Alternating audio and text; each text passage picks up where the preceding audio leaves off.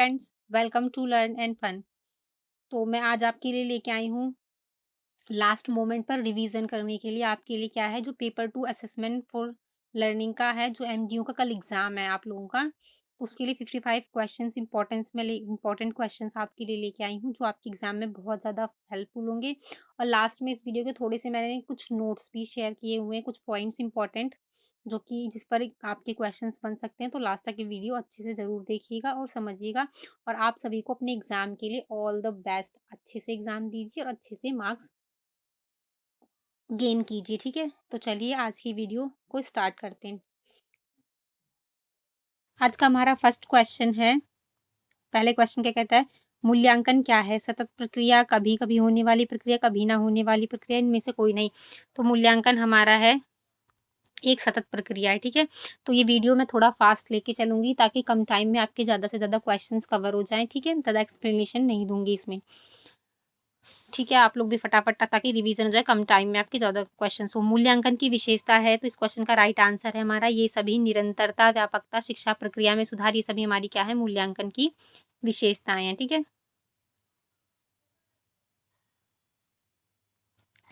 Next question हमारा मापन का अर्थ है। मापन का क्या अर्थ है? तो इसका राइट आंसर है अधिगम क्षमता का मूल्यांकन करना मापन होता है, ठीक है। बीएस ब्लूम द्वारा दिए गए शैक्षणिक उद्देश्य, राइट आंसर है बी। इनके द्वारा 3 शैक्षणिक उद्देश्य दिए, ज्ञानात्मक, भावात्मक और क्रियात्मक पक्ष दिया गया, ठीक है। इससे भी क्वेश्चन बन सकता है, आपको पता होना चाहिए। नेक्स्ट क्वेश्चन है, इनमें से कौन से उद्देश्य बीएस ब्लूम द्वारा नहीं दिया गया है? तो भी मैंने 3 उद्देश्य आपको बता दिए, ज्ञानात्मक, भावात्मक, क्रियात्मक, ये तीनों इसके उद्देश्य हैं। मानसिक उद्देश्य नहीं दिया गया है। इनमें से कौन सा ज्ञानात्मक उद्देश्य का भाग नहीं है? तो ये बी है, जो ज्ञानात्मक उद्देश्य का भाग नहीं। बाकी जो इसके भी प्रकार हैं ज्ञानात्मक उद्देश्य के, तो ज्ञान स्तर, बोध स्तर और विश्लेषण। नेक्स्ट क्वेश्चन है, अच्छे आकलन की विशेषता नहीं है। जो अच्छे आकलन होता है उसकी विशेषता क्या नहीं है? तो इसका हमारा हो जाएगा कठोर, ठीक है। बाकी जो अच्छा आकलन है उसकी क्या विशेषता होनी चाहिए, इसमें से एक ऑप्शन में आपको देके पूछ सकता है, वैधता, विश्वसनीयता, व्यवहारिकता, ये सभी क्या है, एक अच्छे आकलन की विशेषता है। और एनसीएफ 2005 की फुल फॉर्म क्या है? तो इसका राइट आंसर है नेशनल करिकुलम फ्रेमवर्क। हिंदी वाले के लिए बता देती हूँ मैं, राष्ट्रीय पाठ्यचर्या की रूपरेखा, ठीक है। हिंदी में अगर आपको हिंदी में ऑप्शंस रहेंगे तो आप ये ना याद करके हिंदी में आप समझ लीजिए, राष्ट्रीय पाठ्यचर्या की रूपरेखा। नेक्स्ट क्वेश्चन है, एनसीएफ 2005 की कमेटी के अध्यक्ष कौन थे? इंपॉर्टेंट क्वेश्चन है, ठीक है। तो इस क्वेश्चन का हमारा राइट आंसर है option number C, professor Yashpal की अध्यक्षता में कमेटी चली थी, ठीक है। एनसीएफ 2005 का मुख्य उद्देश्य, ये भी इंपॉर्टेंट है, ठीक है। तो इसमें क्या था, बाल केंद्रित शिक्षा इसका मुख्य उद्देश्य था। इस तरह से करिकुलम वगैरह बनाई जाए, टीचर्स के टीचिंग मेथड इस तरह से हो, तो वो सारी चीजें क्या है, बाल केंद्रित हो, इसका मेन मोटिव था ये, ठीक है। नेक्स्ट क्वेश्चन है, मूल्यांकन करना चाहिए, किस लिए करना चाहिए? विद्यार्थी के, राइट आंसर ऑप्शन नंबर 3, विद्यार्थियों के अधिगम स्तर को जानने के लिए मूल्यांकन करना चाहिए। इनमें से निर्माणात्मक मूल्यांकन का दृष्टिकोण नहीं है। ऑप्शन नंबर 1, वार्तालाप, कुशलता, बहुविकल्पीय प्रश्न, प्रोजेक्ट या मौखिक प्रश्न। तो इसका राइट आंसर हो जाएगा मौखिक प्रश्न, जो है निर्माणात्मक मूल्यांकन की विशेषता नहीं है। नेक्स्ट क्वेश्चन है, एक अच्छे अध्यापक की विशेषताएं क्या है? बच्चों में सहयोग की भावना का विकसित करना, अधिगम के उद्देश्यों को निर्धारित करना, बच्चों की समस्याओं का समाधान करना, या ऑप्शन नंबर 4, उपरोक्त सभी। तो इस क्वेश्चन का हमारा राइट आंसर है ऑप्शन नंबर 4, उपरोक्त सभी, जो है हमारे इसके राइट सारे जो है इसकी विशेषताएं हैं। एक कमरे की लंबाई 10 फीट है, अर्थात आपके कमरे की लंबाई की आधी है। यह क्या है? इस तरह से जब किया जाता है तो ये क्या होता है, ये इसे हम मापन कहते हैं। बच्चे की मात्रात्मक जो है, मात्रात्मक गुणों का जो है उसका निर्धारण किया जाता है, उसमें क्या होता है, मापन के द्वारा होता है। नेक्स्ट क्वेश्चन है, मूल्यांकन मापन से अलग है, किस तरह से? जो मापन का बढ़ा हुआ भाग है, तो ये सब चीजें क्या है, मूल्यांकन के अंदर आती है। मापन, आकलन, सबसे छोटी इकाई हमारी मापन होती है, उससे बड़ी इकाई आकलन और मूल्यांकन, ठीक है। आप कंफ्यूज मत होइएगा। मापन और मूल्यांकन का प्रयोग किया जाता है इन सभी, राइट आंसर है उपरोक्त सभी, इन सभी के लिए, विद्यार्थियों को प्रेरित करने के लिए, शिक्षण के स्कोप को बढ़ाने के लिए, प्रभावशीलता की जांच करने के लिए, इन सभी के लिए क्या है, मापन और मूल्यांकन का प्रयोग किया जाता है। नेक्स्ट क्वेश्चन, प्रश्नावली प्रविधि से संबंधित तथ्य है। तो राइट आंसर है उपरोक्त सभी, क्या है, प्रश्नों की एक व्यवस्थित सूची, शोधकर्ता द्वारा आंकड़े संकलित करने की विधि, और व्यक्तियों से सूचना संकलन करने की विधि, ये सारी क्या है, प्रश्नावली विधि से संबंधित तथ्य है। प्रश्नावली विधि के प्रकार कितने होते हैं? तो इसका right answer option number C, 5 प्रकार होते हैं, ठीक है। नेक्स्ट क्वेश्चन है, इनमें से मूल्यांकन की विधि नहीं है। जो मूल्यांकन की विधि है वो कौन सी नहीं है? खेल विधि। खेल विधि क्या है? एक शिक्षण विधि है, मूल्यांकन की नहीं है। बाकी प्रश्नावली, चेकलिस्ट, अवलोकन, ये सब क्या है? मूल्यांकन की विधि है। चेकलिस्ट की विशेषताएं नहीं है, ठीक है। तो इसमें क्या है? उपरोक्त सभी, सॉरी इसमें नहीं होना चाहिए, इसमें हमारा हो जाएगा चेकलिस्ट की विशेषताएं हैं। तो ये क्या हो जाएगा? उपरोक्त सभी सारी चेकलिस्ट की विशेषताएं हैं।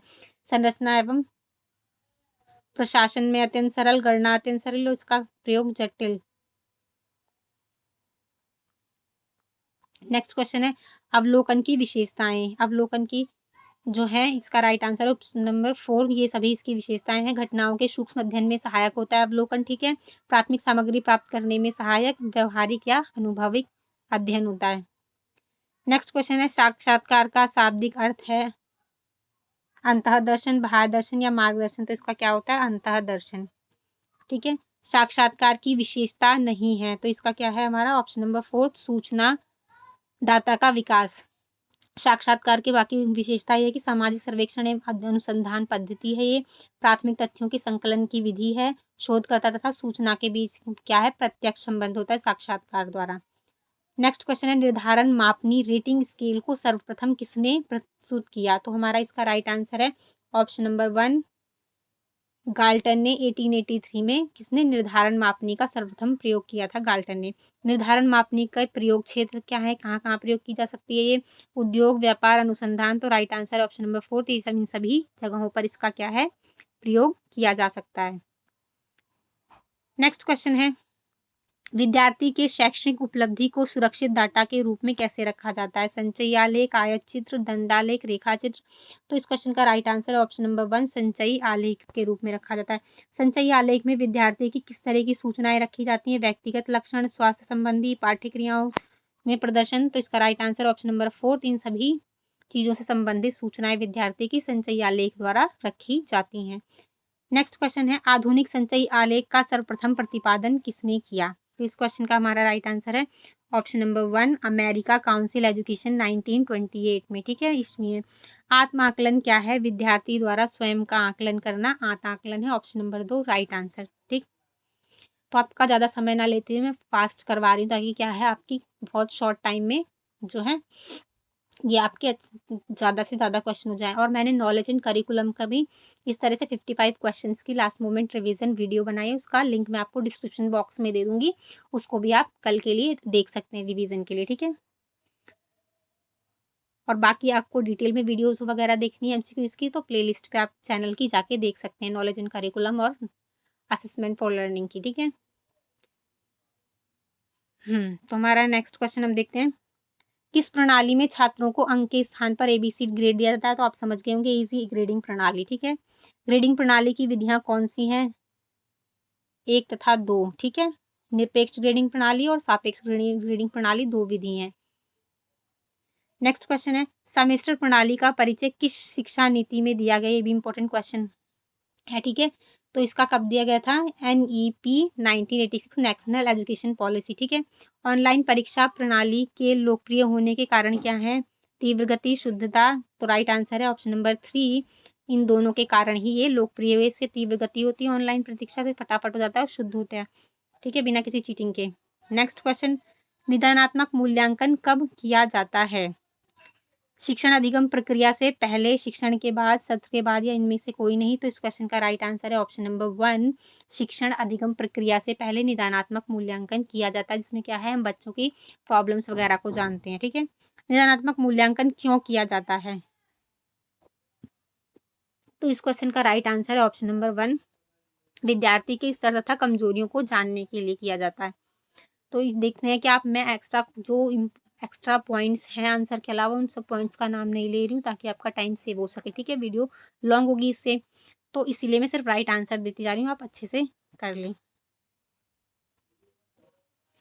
नेक्स्ट क्वेश्चन है, निदानात्मक मूल्यांकन की विशेषताएं। तो इसकी सही विशेषताएं हैं क्या है? ऑप्शन नंबर 4, ये सभी क्या है इसकी विशेषताएं हैं? गुणात्मक है, शिक्षण में सहायक है, विशिष्ट कमजोरियों को ढूंढना, ठीक है। विद्यार्थी की विशेष समस्या या कठिनाई के निवारण हेतु किसे प्रयोग किया जाता है? तो इस क्वेश्चन का राइट आंसर है ऑप्शन नंबर 2, उपचारात्मक शिक्षण, ठीक है। नेक्स्ट क्वेश्चन, आंकड़ों को का संक्षिप्त रूप क्या है? तो राइट आंसर है ऑप्शन नंबर 2 सूचना। आंकड़ों का संक्षिप्त रूप सूचना है। सूचना संप्रेषण तकनीक के रूप में सबसे महत्वपूर्ण उपकरण क्या है? ऑप्शन नंबर 2 कंप्यूटर है। ठीक है। सूचना की विशेषताएं, तो उपयुक्त सभी सूचना की विशेषताएं हैं। उपलब्धता, उपलब्ध होती, समयबद्धता और शुद्धता, ये सारी क्या है? सूचना की विशेषताएं हैं। नेक्स्ट क्वेश्चन है सांख्यिकी शब्द की उत्पत्ति। तो हमारी सांख्यिकी शब्द की उत्पत्ति इसमें क्या है? राइट आंसर उपरोक्त सभी। लेटिन भाषा के स्टेटस शब्द से हुई, इसका ऑप्शन दे दें चारों में 3 से, तो ये भी राइट होगा। इटालियन भाषा के स्टेटिस्टा और जर्मन भाषा के स्टेटिस्टिक, तो ये 3 भाषाओं से क्या है? सांख्यिकी शब्द की उत्पत्ति बताई गई है। सांख्यिकी से तात्पर्य आंकड़ों का मूल्यांकन, आंकड़ों का संकलन, वर्गीकरण, संक्षिप्तकरण, आंकड़ों का निर्वाचन, प्रस्तुतिकरण। ठीक है, विश्लेषण। तो ये क्या है हमारा? ऑप्शन नंबर 4 इसका राइट आंसर है। 2 तथा 3 क्या है? आंकड़ों। ये क्या है? सांख्यिकी से तात्पर्य है। इसमें क्या है? आंकड़ों का संकलन, वर्गीकरण और संक्षिप्तकरण किया जाता है और आंकड़ों का निर्वाचन, प्रस्तुतिकरण और विश्लेषण किया जाता है। नेक्स्ट क्वेश्चन है बुद्धि के द्विखंडन सिद्धांत का प्रतिपादन किसने किया? तो इस क्वेश्चन का राइट आंसर है ऑप्शन नंबर 1 स्पीयरमैन ने। आत्म केंद्रित व्यक्ति की विशेषता क्या होती है? ऑप्शन नंबर 1 राइट आंसर है, वो अंतर्मुखी होता है। ठीक है। नेक्स्ट क्वेश्चन है सबसे पहले किसने बुद्धि परीक्षण का निर्माण किया? तो इसका राइट आंसर है option number 3 Alfred Binet. Freud के अनुसार बुद्धि के कौन से प्रकार हैं? इदम, अहम, परम अहम या ये सभी? तो हमारा इसका राइट आंसर होगा ऑप्शन नंबर 4 ये सभी क्या है? इसके फ्रायड के अनुसार बुद्धि के प्रकार है। इसमें कहते हैं ईद, ईगो, सुपर ईगो। ठीक है, ये आपके लिए सीटेट वगैरह के लिए बहुत इंपॉर्टेंट क्वेश्चन है ये। ठीक है। नेक्स्ट क्वेश्चन है डेटा को किसके साथ दर्शाया जाता है? रेखा चित्र, आयत चित्र, आवर्ती चित्र, इनमें से कोई नहीं। आप कंफ्यूज मत होइएगा क्योंकि बेस्ट ऑप्शन इसका हमारा है ऑप्शन नंबर 1 रेखा चित्र। जो आयत चित्र वगैरह, आवर्ती चित्र, ये सब क्या है? रेखा चित्र के अंतर्गत आते हैं। तो डेटा को रेखा चित्र के द्वारा दर्शाया जाता है। रेखा चित्र के प्रकार हैं आवर्ती बहुभुज तथा दंडारेख या आवर्ती आयत चित्र या संचयी आवर्ती वक्र या ओजाइव, ये सभी। तो हमारा इसका राइट आंसर है ऑप्शन नंबर 4 ये सभी क्या है? रेखा चित्र के प्रकार हैं। नेक्स्ट क्वेश्चन है असमान वर्गांतर वाले आयत चित्र में वर्गांतर को समान करने का सूत्र। तो ये सूत्र मैंने कुछ आपको दिए हैं रूल्स। ठीक है। तो समायोजित तत्व, वर्ग का वर्गांतर अपॉन में सबसे कम वर्गांतर इसमें लिया जाता है। ठीक है। आप इस तरह से रूल याद कर लीजिए, आपको सम्स वगैरह सॉल्व करने के लिए तो आएंगे नहीं। ठीक है। आवर्ती आयत चित्र के प्रकार कौन कौन से होते हैं ये भी पूछ सकता है ऑप्शन बना के। ठीक है। तो मैंने इसे ऑप्शन में नहीं बनाया टाइम ना होने के कारण। समान वर्गांतर वाले आवर्ती आयत चित्र और असमान वर्गांतर वाले आवर्ती आयत चित्र, ये 2 प्रकार के होते हैं। नेक्स्ट है हमारा एक औसत है जो पद मूल्यों के जोड़ में उनकी संख्या को भाग देने से प्राप्त होता है। तो वो हमारा क्या है? माध्य या समांतर माध्य। इस तरह से डेफिनेशन पूछ देंगे, आपको बता देंगे और 4 ऑप्शन दे देंगे, तो उसमें से आपका राइट आंसर होगा माध्य या समांतर माध्य। नेक्स्ट है चतुर्थांश विचलन या प्रथम तृतीय चतुर्थांशों के अंतर का आधा होता है। तो ये क्या? चतुर्थांश विचलन के बारे में मैंने बताया। सॉरी, तो चतुर्थांश विचलन के बारे में मैंने आपको डेफिनेशन बताई है। ये क्या है? चतुर्थांश विचलन हमारा प्रथम और तृतीय चतुर्थांशों के अंतर का आधा होता है। इसका रूल है हमारा चतुर्थांश विचलन सूत्र Q is equal to Q3 minus Q1 upon में 2 P75 और P25 2।